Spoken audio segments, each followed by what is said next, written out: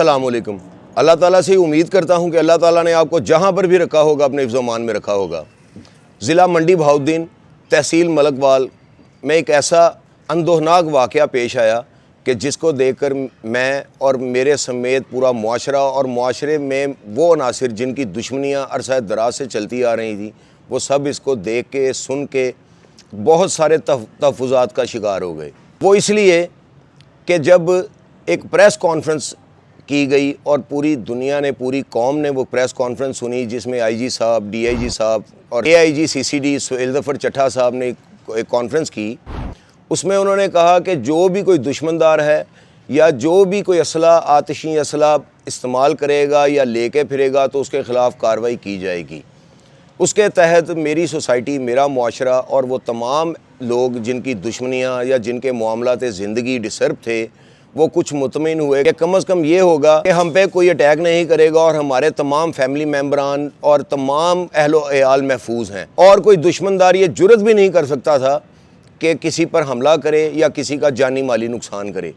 लेकिन जब ये वाक़या होता है, इसके बाद मुआशरे के हर इंसान के रोंगटे खड़े हो गए कि अगर ऐसा ही होता रहा तो हुकूमत की रिट कहाँ गई, हमारी लॉ एनफोर्समेंट एजेंसीज़ की रिट कहाँ गई। और तकरीबन जराइम की शरह 0% पर लाने की कोशिश को देखकर मैं मुतमिन था और मेरी तरह के तमाम लोग इस कौम के मुतमिन थे कि अब ऐसा कोई वाक़या करने की जुर्रत नहीं करेगा। लेकिन जब ये वाक़या देखा गया और इस वाक़े को देखने के बाद मैं मजबूर हो गया हूँ ये सोचने पे कि हुकूमत की रिट को चैलेंज किया गया।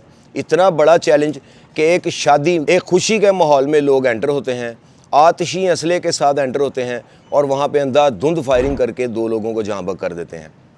अगर ऐसा ही होता रहा तो फिर मैं कैसे महफूज हूँ, मेरा मुआशरा कैसे महफूज है, और वो लोग जिनके अरसा दराज से कत्लों की दुश्मनियाँ चलती आ रही हैं वो कैसे महफूज हैं।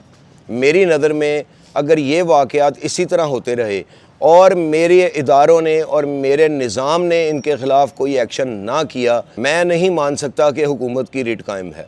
वो इसलिए कि हुकूमत ने वीगो डालों के ख़िलाफ़, असला कल्चर के ख़िलाफ़, असला लेकर फिरने वालों के ख़िलाफ़, असला चलाने वालों के ख़िलाफ़, बंदा इंसान मारना तो बहुत दूर की बात, असला कैरी करने वालों के ख़िलाफ़ भी जो ऐलान जंग किया हुआ था, उसके बाद इस वाक़े का होना मेरी समझ से बालातर है। मैं इसलिए अपने इदारों से एक सवाल करूँगा कि अगर इसी तरह ही ये वाक़यात होते रहे तो हुकूमत की रिट कैसे कायम होगी। वो रिट जो आपने बड़ी मेहनत और बड़ी ज़बरदस्त काविशों के बाद कायम करने की पूरी कोशिश की है, लेकिन इन अफराद ने ये वाक़या करने के बाद इस रिट को चैलेंज कर दिया है। अब ये चैलेंज मुझे नहीं है, ये चैलेंज उनको भी नहीं है जिनके अफराद मारे गए। माना कि उनकी दुश्मनियाँ होगी, मुझे इससे कोई गर्द नहीं है कि उनकी दुश्मनी होगी, मुझे ये भी गर्द नहीं है कि उन्होंने उनका मारा हुआ था। लेकिन आप ये देखें कि एक प्रेस कॉन्फ्रेंस, एक इदारा प्रेस कॉन्फ्रेंस करे कि आज के बाद कोई दुश्मनदार किसी का नुकसान करने का सोचना चाहता है या सोचेगा तो उससे बेहतर ये है या वो मुल्क छोड़ जाए या वो ये जहाँ छोड़ जाए। लेकिन जब ये वाक़या हो गया तो आप मुझे बताएं तो ये किसको चैलेंज है? ये उनको चैलेंज नहीं है जिनके मर गए, ये उनको चैलेंज ये मंडी बहाउद्दीन को खाली चैलेंज नहीं है, ये चैलेंज मेरे हुकूमती निज़ाम को है, ये चैलेंज मेरे इदारों को है। और मैं और मेरी कौम देखना चाहेगी कि ये निज़ाम, ये इदारे इस किए गए चैलेंज का जवाब कैसे देंगे।